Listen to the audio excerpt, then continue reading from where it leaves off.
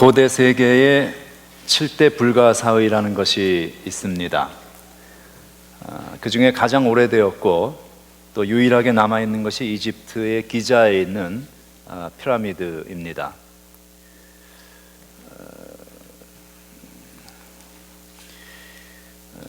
그 중에 가장 큰 것이 그 쿠프 왕의 피라미드인데, 이것은 약 230만 개의 화강암과 석회암으로 구성이 되어 있습니다. 무게가 엄청나죠. 그 평균 돌 하나의 큰 무게가 2.5톤 정도 됩니다. 가장 큰 돌이 King's Chamber, 그 왕의 방에서 나온 돌들인데, 그거는 보통 20톤에서 80톤 사이의 돌들로 구성이 되어 있습니다. 한 덩어리 그 돌입니다. 그게 어디서 온 돌인가 하면 500마일 떨어져 있는 아스완이라는 곳에서 왔습니다.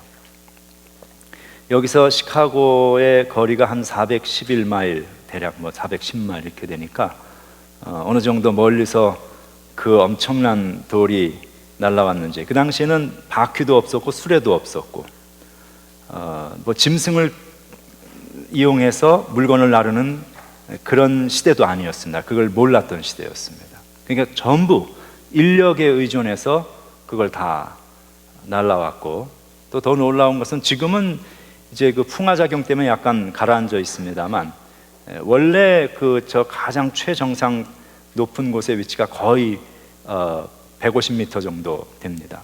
그 조금 못 되는. 그러니까 그 높은 곳에 저런 그 사막으로 모래로 되어 있는 집안에 저걸 차곡차곡 쌓아 올려가지고, 그 어떻게 그 무거운 것을 동서남북이 정확한 거의 오차가 없다고 합니다. 그런 건축 구조물을 만들 수 있었을까 하는 것은 아주 대단한 그 학자들에게 논란이 되고 있습니다. 저걸 어떻게 가져왔고 어떻게 올렸고 하는 그런 구조 공법과 방법에 대해서 많은 추측들을 하지만 다 가정들이고 정확한 것은 아직까지 밝혀지지 않고 있습니다. 그래서 이렇게 설명이 되지 않는 부분들이 있어서 이것을 불가사의다 이렇게 부르는 거 있는데, 영어로는 이 말이 mystery가 아니고 wonders 그렇게 이야기합니다. Seven wonders of the ancient world. Seven wonders. 그러니까 이 wonder라는 말은 놀라움, 경이로움 그런 뜻이죠. 그래서 이게 mystery가 아니고 wonders인 이유는 놀랍긴 한데 여전히 이것은 사람의 일이라는 거예요. 사람이 한 거예요. 미스터리는 무엇인가 하면 인간이 아무리 노력을 하여도 이것은 풀 수 없는 신비의 어떤 영역, 그걸 미스터리라고 하죠. 신비입니다. 신비. 신약 성경에는 이 신비라는 말이 28번 등장합니다. 미스테리온이라고 이야기하는데, 그 미스테리온이라는 말에서 미스테리라는 말이 나왔어요. 이 미스테리온이라는 말은 인간에게는 감추어져 있는 하나님의 것을 의미합니다. 그러니까 하나님에게 속한 something about divinity, divine stuff니까 우리 인간이 하나님의 것을 도저히 알 수가 없는 거예요. 우리가 얼마나 제한되고 유한한 존재이기 때문에 무한하고 영원하신 그 하나님의 세계를 아무리 인간이 더듬고 찾아가도 우리는 알 수가 없죠. 그래서 우리는 그것을 신비다. 신약 성경은 This is mystery, mysterion 그렇게 부릅니다. 그런데 이 신약 성경이 우리에게 말하는 이 미스테리온이라는 이 말은 그냥 우리가 영원히 알 수 없는 그런 신비를 말하는 것이 아니고, 특별히 신약 성경에서 말하고 있는 그 신비는 하나님의 것이니까 본성을 가진 인간은 알 수는 없는데 하나님이 그것을 인간에게 보여주시고 알려주시기 위해서 디자인해 놓은 특별한 신비를 의미합니다. 그게 신약성경에 말하는 신비입니다. 그래서 여기서는 영원히 미제로 남아있어서 풀지 못하는 숙제가 아니고 인간에게 알려주기 위한 하나님의 것, 미스터리, 하나님의 신비. 그래서 한글 성경에는 이 말을 주로 비밀이라고 번역을 해놓았습니다. 마태복음 13장 11절을 보면 천국의 비밀을 아는 것이 너희에게는 허락되었다. 비밀이 알도록 허락되었다. 여기서 비밀이라는 말이 미스테리언이라는 이야기입니다. 이 신비라는 말이죠. 천국의 신비를 우리에겐 알게 하셨다. 또 고린도전서 2장 1절에도 내가 너희에게 나아가 하나님의 증거를 전할 때에, 이 사도 바울이 한 이야기예요. 사도 바울이 교회에 하나님의 증거라고 표시되어 있는데 그 증거라는 말이 이것도 신비 있는 미스테리온입니다. 그러니까 하나님의 신비를 내가 너희들에게 말할 때에, 그런 얘기. 그러니까 알려진 신비죠. 그렇죠? 감추어져 있는 게 아니고. 또 에베소 1장 9절에도 보면 그 뜻의 비밀을 우리에게 알리셨다. 여기도 신비, 이 비밀이라는 말이 다 알려졌어요. 골로새서 1장 26절, 이 비밀은, 이 신비는 만세와 만대로부터 감추어졌던 것인데 이제는 그의 성도들에게 나타났다라고 말씀합니다. 그래서 이 신약 성경이 말하는 이 하나님의 특별한 이 신비는 감추기 위하여 있는 신비가 아니고 나타내 보여주기 위하여 의도적으로 그렇게 나타내기 위한 신비다. 하나님께서 인간과의 소통과 교통을 위하여서 보여주시고 알려주시는 아주 비밀스러운 어떤 일이라는 거예요.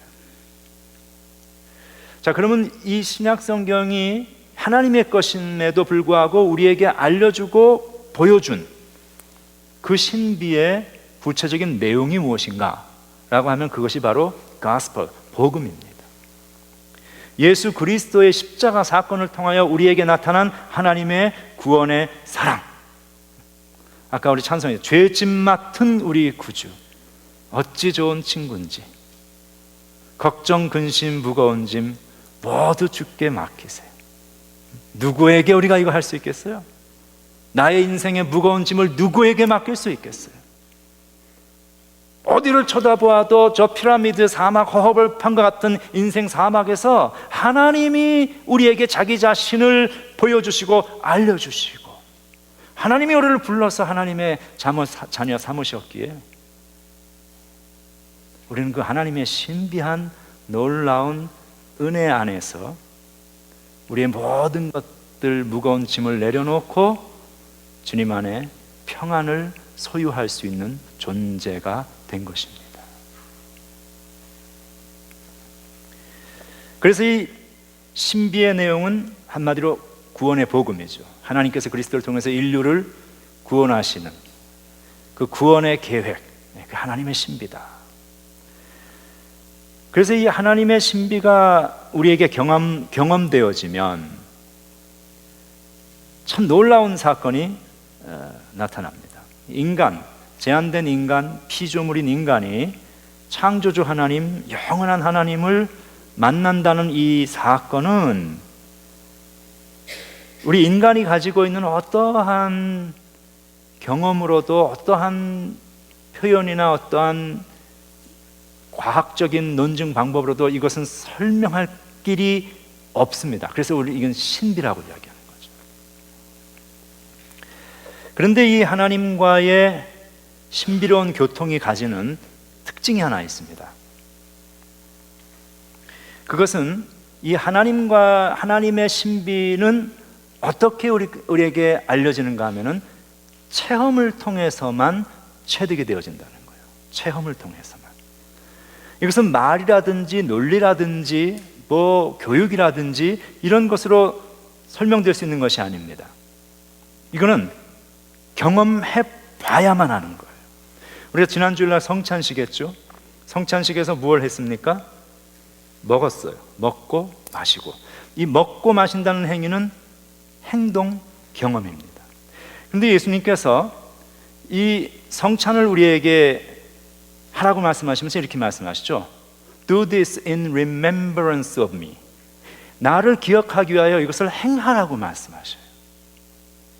그래서 우리는 그 성찬에 먹고 마시는 행동을 통해서 그리스도께서 우리를 위하여 행하신 죄짐 맡은 우리 구주, 그 주님을 우리는 먹고 마시면서 잊지 않고 기억하는 거예요. 그게 성찬입니다.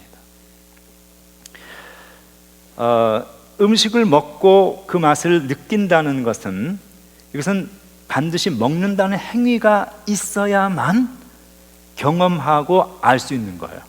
아무리 맛있는 음식도 먹어보지 않고는, 아무리 뛰어난 요리사가 설명을 하고 아무리 뛰어난 과학자가 이 요리가 어떤 것이다, 뭐 화학적으로 뭐가 어떻다, 그거 다 소용없는 얘기입니다. 아무리 그림을 잘 그려놔도 우리는 그것을 그림의 떡이라고 얘기하는 것뿐이에요. 실제로 먹어야 하는 것이죠. 첫 아이를 낳고 제가 이제 한국에 계시는 처가댁 어른들의 이제 아이를 보여드리고 이제 인사를 드리러 한국을 나갔습니다. 나갔더니 이제 그때 우리 사촌들이 이제 한국에 살고 있었는데, 이제 오랜만에 왔으니까 좋은 음식을 먹으러 가자. 좋은 음식이 뭐냐 그랬더니 죽을 먹겠대요. 죽.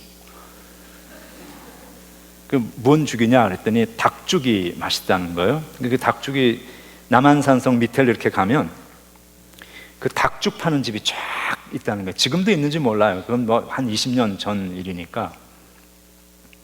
그래서 뭐 죽이 맛있으면 얼마나 맛있겠냐. 죽이 죽이지. 그래서 이제 갔어요.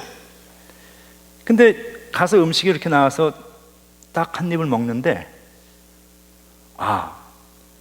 둘이 먹다 하나 죽어도 모른다는 말이 이거구나 라는 것을 그때 제가 이 경험을 한번 한 거예요. 뭐 너무 맛있는데 먹다 보니까 우리 집사람이 아기를 안고 그 아이 때문에 먹질 못하고 있는 거예요. 그 이제 갓난아이가 있으니까 돌봐야 되니까. 그래서 또 제가 사람이 양심적이잖아요. 그러니까 이제 배가 안 찼어요. 한 반쯤 먹다가 그럼 교대를 하자. 그래서 이제 내가 애를 볼 테니까 먹어라. 그래서 이제 애를 받았어요. 저는 그 아기를 받았을 때는 우리 집사람이 좀 있다가 좀 바꿔줄 줄 알았어요. 근데 둘이 먹다가 하나가 죽어도 모른다는 것이 이것인 것을 그 사람도 경험을 했는지,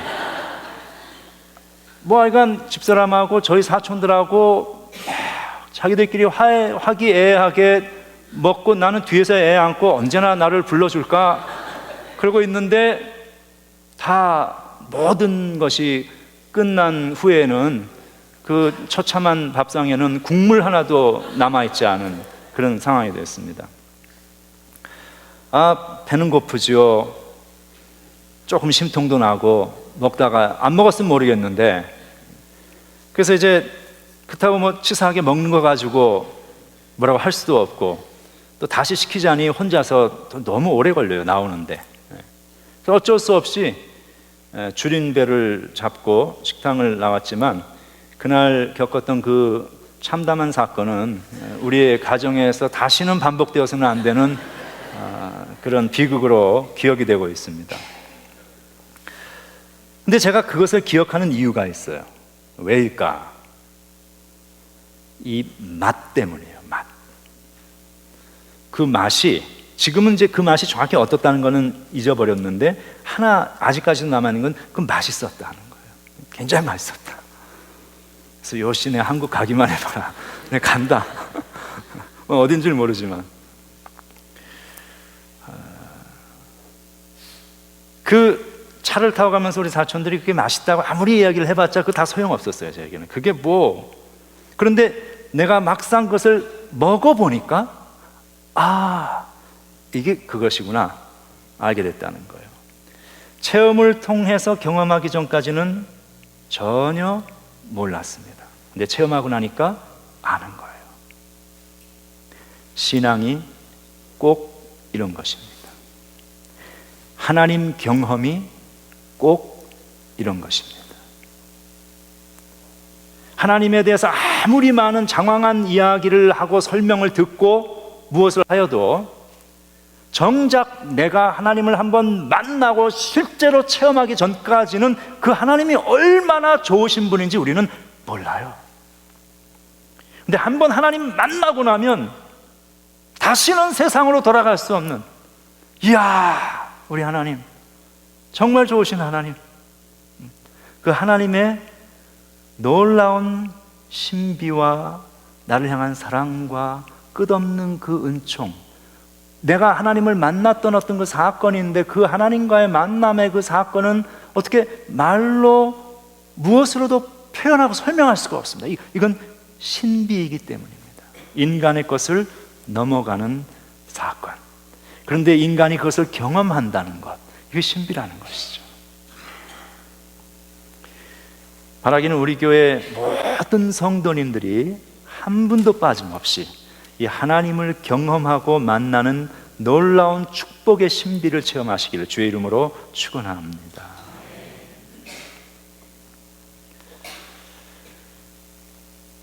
그런데 특별히 그 신앙의 체험 속에서도 기도는 우리로 하여금 가장 깊고 깊은, 저 넓고 광활한 우주보다 또 더 넓고 깊게 쫙 빠져들어가고 내가 한없이 하나님의 놀라운 그 은총의 신비로운 역사 속에서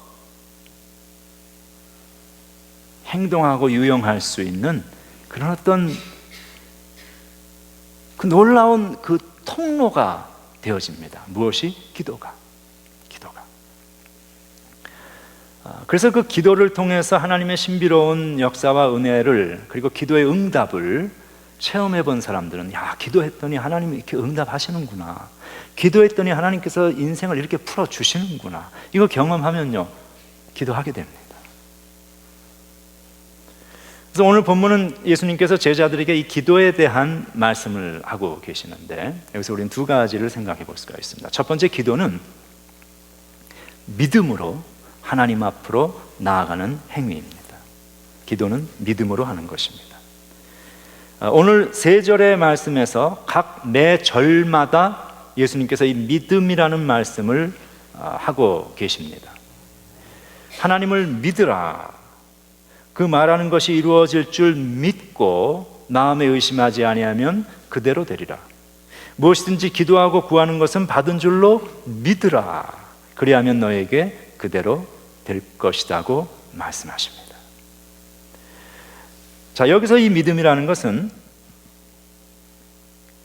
내가 가진 나의 어떤 원하는 바, 내가 소망하는 바에 대한 나의 wishful thinking, 이런 게 아니에요. 또는 여기서 이 믿음이라는 것은 내가 가지고 있는 나의 어떤 강력한 신념을 말하는 게 아니에요. 여기서의 믿음이라는 것은 아주 단순한 것입니다. 하나님에 대한 믿음이에요. 하나님이 좋으신 분이야. 하나님은 선하신 분이야. 하나님 나를 사랑하시는 분. 내가 하나님을 찾고 그 이름을 부를 때 하나님은 나를 불쌍히 여겨주시고 나를 품어주시는 분이야 라는 하나님에 대한 믿음입니다. 기도는 나의 강한 믿음으로 하나님 앞에 나가는 게 아니고 하나님의 하나님 되심에 대한 믿음인 거예요. 우리가 하나님 앞에 나아갈 때에 잊지 말아야 할 것이 있습니다. 그래서 하나님께서 나를 사랑하시고 하나님이 나를 불쌍히 여기신다는 것입니다. 기도는 내가 열심히 기도하기 때문에, 또 내가 세게 기도하고 내가 뭐 큰 소리를 내어서 기도하기 때문에 하나님이 그 기도를 듣고 응답하시는 게 아니라 하나님이 나를 사랑하시기 때문에 응답하시는 것입니다. 여러분, 자녀들이 와서 부모에게 무엇을 달라고 이야기할 때 그 자녀가 말을 잘하고 그 자녀가 자기가 요구하는 것을 부모가 해줄 것이라는 강한 확신이 있기 때문에 부모가 주는 게 아니에요. 그 아이가 아무리 어설프게 와서 부모에게 이야기를 하더라도 부모가 자녀를 위해서 무언가를 하나 해주는 이유는 오직 하나입니다. 부모가 자식을 사랑하기 때문에 주는 것뿐이에요. 우리가 하나님 앞에 나아갈 때에 우리가 하나님의 기도에 응답을 받는 이유는 우리의 믿음이 강해서가 아니고 하나님이 우리를 사랑하시고 우리를 불쌍히 여기시기 때문입니다. 우리가 그 하나님의 사랑을 의지하여서 하나님 앞에 나아가는 것, 그것이 기도라고 성경은 이야기합니다. 두 번째는 실제로 기도해야 합니다. 실제로 기도합니다. 하나님은 나를 사랑하시지만 하나님은 우리가 아무것도 하지 않고 있는데 그냥 모든 것을 다 채워주시는 것은 아니에요. 자녀가 부모에게 와서 자신의 필요를 이야기해야 부모가 자녀의 필요를 채워주지 않겠어요? 마찬가지죠. 물론 하나님은 우리가 구하기 전에 우리의 모든 필요한 것을 다 알고 계시는 분입니다. 그렇지만 하나님은 여전히 자녀가 부모가 자식과의 대화를 원하는 것처럼 하나님은 우리가 하나님을 찾기를 원하고 계셔요. 하나님과의 영적과 교통과 관계성. 그래서 우리는 이 기도라는 행위를 통해서 하나님 앞에 나아가야 합니다. 그래서 오늘 23절 말씀을 보면 누구든지 이 산더러 들려 바다에 던져지라 하며 그 말하는 것이 이룰 줄 믿고 마음에 의심하지 아니하면 그대로 될 것이다. 이렇게 말씀하시죠. 자, 이것은 무슨 말씀입니까? 기도하는 자에게 응답이 온다는 말씀이에요. 바꿔서 이야기하면 기도하지 아니하면 응답이 없다는 이야기입니다. 많은 그리스도인들이 기도에 대해서 들어 알고 있습니다. 그리고 기도라는 것이 우리 크리스천들이 해야 되는 신앙의 프랙티스라는 걸 잘 알고 있습니다. 그렇지만 기도하지 않습니다. 기도하지 않는 이유가 어디에 있습니까? 그것은 아까 이야기했던 하나님 체험, 기도를 통한 기도의 응답을 경험해 보지 않았거나 아니면 그것이 극히 희박하기 때문입니다.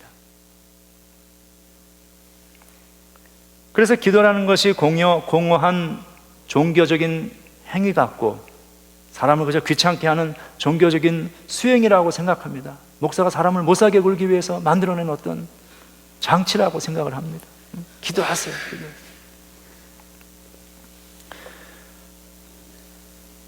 기도는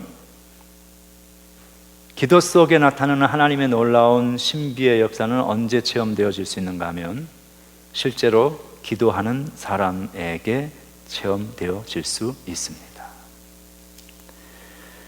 맛있는 음식을 먹어보아야 비로소 그 음식을 먹고 이 맛이구나 하고 깨닫는 것처럼 우리는 기도하는 실제 행위를 통해서 은혜의 보좌 앞에 나아갈 수 있습니다.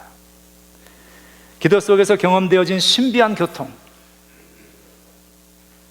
내가 기도할 때에 내가 다 알지 못하고 내가 다 헤아릴 수 없고 내가 다 측량할 수 없는 신비하고 오묘한 방식으로 나의 인생에 역사하고 계시는 하나님의 손길이 내가 기도하고 있었던 그 시간, 아무것도 여전히 보이지 않고 기도하는 그 순간 아무 환경도 바뀌지 않고 기도하는 그 순간 아무 변화도 없었던, 여전히 두렵고 답답했던, 그러나 기도하고 있었던 그 순간에 하나님께서 하나님의 놀라운 신비하신 방법으로 역사하고 계셨구나 하는 것을 우리는 훗날 기도의 응답을 받으면 그때 비로소 깨닫게 됩니다. 성도는 기도하는 만큼 은혜 받고 기도하는 만큼 능력을 받고 기도하는 만큼 하나님의 신비를 체험할 수 있습니다. 아무리 불가능해 보이는 일일지라도 도저히 이것은 불가능하구나, 안 되는 것이구나 기도하면 하나님께서는 그 불가능을 가능으로 바꾸어 주십니다. 우리가 생각지 못한 신기하고 예측할 수 없는 방법으로 오늘 이 말씀처럼 이 산더러 들려 바다에 던져지라고 하면 그 말하는 것이 이루어진다. 여러분, 우리가 인생 살면서 얼마나 많은 산을 맞이하고 경험합니까? 우리가 넘을 수 없는 산, 우리가 옮길 수 없는 산, 우리 앞을 태산같이 가로막고 있어 답답한 그런 인생의 어떤 상황 속에 우리는 내달아갑니다. 여러분, 우리가 그러한 인생의 고난과 어려움의 험난한 산을 만났을 때 해야 할 일이 무엇일까요? 기도하는 것입니다. 하나님 앞에 무릎을 꿇고 기도하는 거예요. 하나님을 믿고 하나님의 선하심과 나를 불쌍히 여기신 하나님, 그 하나님의 이름을 부르는 그를 불쌍히 여기시는 그 하나님의 사랑. 그래서 그렇게 기도함으로 나의 앞을 가로막고 있던, 나의 앞에 놓여져 있던 그 모든 산이 하나님을 신뢰하고 기도하는 가운데 그것이 움직여지고 그것이 변화되고 그것이 사라지는 놀라운 역사를 기도 속에서 경험하실 수 있기를 바랍니다. 하나님 그 사랑하는 자를 훈련시키십니다. 때때로 우리를 어떤 환경 속에 몰아넣으시고, 때때로 우리가 원치 않는 어떤 조건 속에 우리를 가두어 놓으시고, 우리가 원치 않는 어떤 장애를 우리에게 주십니다. 사람이 평소에는 기도하지 않다가도요, 육체에 갑자기 고난이 있고 내가 도저히 내 힘으로 해결할 수 없는 어떤 환경과 상황 속에 내가 들어가게 되면, 자녀들의 어려움이 있으면 그러면 사람이 기도하게 됩니다. 하나님께서 우리를 훈련시키기 위하여서 고난의 학교에 우리를 입학을 시키시는 거죠. 자, 여기서 우리가 한 가지를 더 생각할 것이 있습니다. 우리가 기도하면 하나님은 신비한 방법으로 내가 그 안에서 고통받고 있었던 우리 주변의 환경과 상황을 바꾸어 주시기도 하지만, 더 놀라운 사실은 내가 기도하면 하나님께서 나를 바꾸어 주신다는 사실입니다. 기도하는 사람을 바꾸시고 그 사람을 강하게 하셔서 환경과 상황을 넉넉히 이겨나갈 수 있는 힘을 주시는 것, 이것은 기도하는 성도만이 경험할 수 있는 하나님과의 인격적인 관계성 속에 경험되어지는 신비한 은총입니다.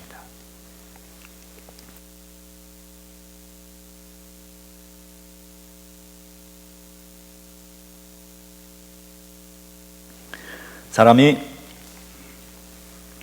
사랑을 하면 어떻게 됩니까? 사랑들 해보셨겠죠? 사랑하면 어떻게 됩니까? 제가 전에 목회하던 교회에서 성경 공부 시간에 이 질문을 했더니 어떤 집사님이 그래요, 돌죠.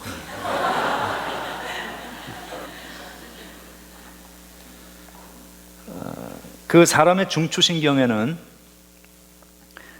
도파민이라는 신경 전달 물질이 분비가 됩니다. 그래서 이 도파민이 하는 일은 사람에게 어떤 삶에 대한 의욕을 주고, 그다음에 행복감, 또 어떤 인지력, 또 기억력, 그다음에 운동력, 이런 것들을 우리에게 주는 아주 중요한 그런 호르몬 같은 것입니다. 그런데 이게 적당하게 나와야 우리의 삶의 상태가 균형을 맞춰서 정상적으로 갈 수가 있는데, 이게 너무 적게 나오면 행복감이 없어지는 거예요. 도파민이 안 나오면. 그러니까 어떻게 되면 사람이 크로니컬 디프레스가 걸립니다. 우울증이 생기는 거죠.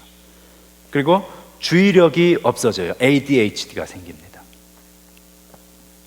이게 너무 많이 나오면 조울증이 되는 거예요. 그래서 그냥 너무 행복해, 그냥 막 갑자기 밑도 끝도 없이. 그런가 하면 정신 착란으로 갑니다. 스키조프레닉이 되는 거예요. 사람이 이게 행복도 어느 정도 행복해야지, 이게 지나치면 감당이 안 되는 거예요. 그래서 이제 마약을 하는 사람들이 그 이유가 뭐냐면, 이 마약을 하면 이 도파민이 몸속에서 털보 엔진으로 펌프로 뿜어내는 것처럼 그냥 콸콸콸콸 쏟아져 나오는 거예요. 그러니까 이 도파민이 확 증가하니까 사람이 환각 상태가 되는 거죠. 환각 상태가 되면은 내가 정상적으로는 경험할 수 없는 어떤 극치의 행복감을 사람이 느끼는 거예요. 그게 마약 먹고 환각한 상태입니다. 경험 있는 분은 한번 이제 무슨 소리인지 아실 거예요? 그러니까 근데 문제는 어떻게 되냐면 그렇게 한번 사람이 되면 이 우리 몸속에서 정상적인 수치의 도파민이 분비가 되는 게 아니라 지나치게 많으니까 그 도파민을 수용할 수 있는 수용체가 다 파괴가 돼버리고, 그리고 이 몸이 균형을 맞추려는 노력을 하다 보니까 도파민을 생성을 안 합니다. 그러니까 마약을 먹었을 때는 이게 확 나와서 막 좋은데 이걸 스탑하면 내 몸에 도파민이 안 나와요. 저절로 자연 생성이 안 되니까 사람이 어떻게 되겠어요?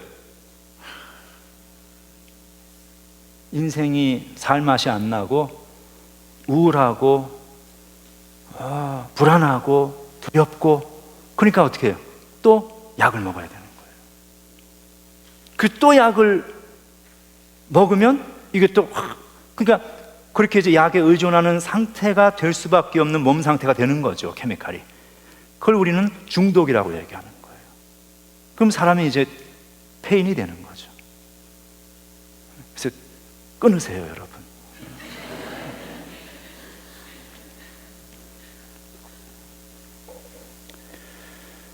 근데 재밌는 것은 사람이 사랑을 하면 이 도파민이 생성이 되면 확 나오는 거예요. 사랑의 남녀가 사랑에 빠지면.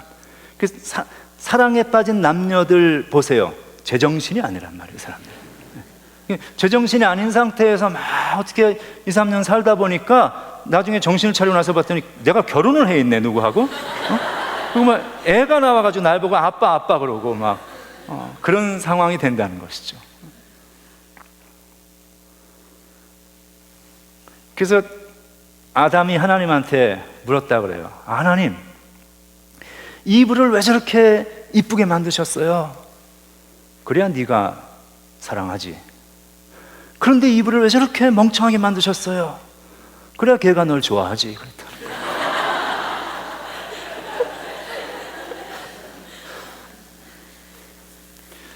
사람이 사랑을 하면 환경은 바뀌지 않아요. 둘이 사랑한다고 해서 온 세상이 다 환경이 바뀌어요? 아니잖아요. 세상은 그대로 다 있어요. 그런데 그 환경이 이전에는 다 답답하고 싫었는데 사랑하니까 그 환경이 아무 문제가 안 되는 거예요. 그냥 행복해.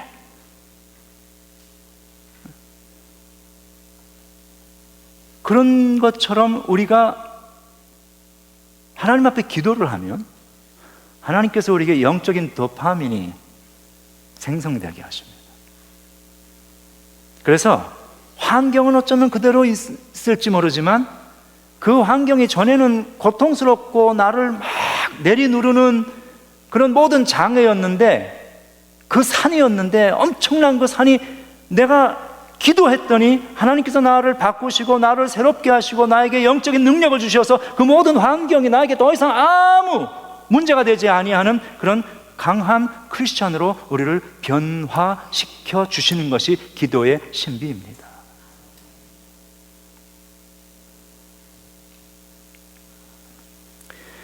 우리가 그렇잖아요. 날씨가 이제 환절기가 돼서 쌀쌀해지죠. 아침 저녁으로 일교차가 심하고, 그러면 어떻게 합니까?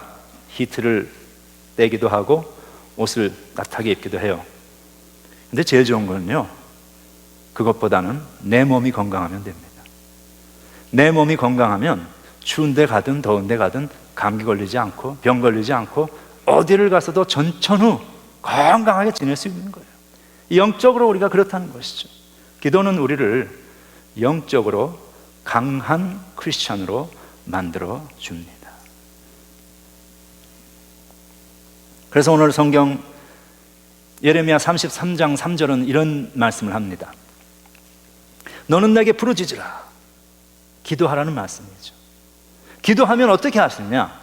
내가 너에게 응답할 것이고 내가 알지 못하는 크고 비밀한 은밀한 일을 너에게 보일 것이다. 기도했더니 기도하고 있는 그 순간에는 아무것도 변화가 없어요. 기도하는 그 순간에는 여전히 내 마음에 어떤 두려움이 있고 어떤 의심이 있고, 기도하면서 도대체 이게 풀릴까? 여전히 근심됩니다. 그렇지만 기도하는 거예요. 하나님의 선하심을, 나의 어떤 환경을 바꿀 수 있는 나의 능력을 의지하는 게 아니라 내가 할 수 없기에 하나님의 선하심을 의지하고 나를 불쌍히 여기시는 그 하나님 앞에 엎드리는 거예요. 하나님 도와주십시오. 그렇게 기도했더니 내가 기도하고 있는 그 사이에 하나님은 내가 알지 못하는 크고 비밀하고 신비하고 놀랍고 측량할 수 없는 은혜로 우리의 삶을 바꿔주고 계시는 그 하나님을 우리는 훗날 기도의 응답을 받고 나서 목도하게 되는 것입니다.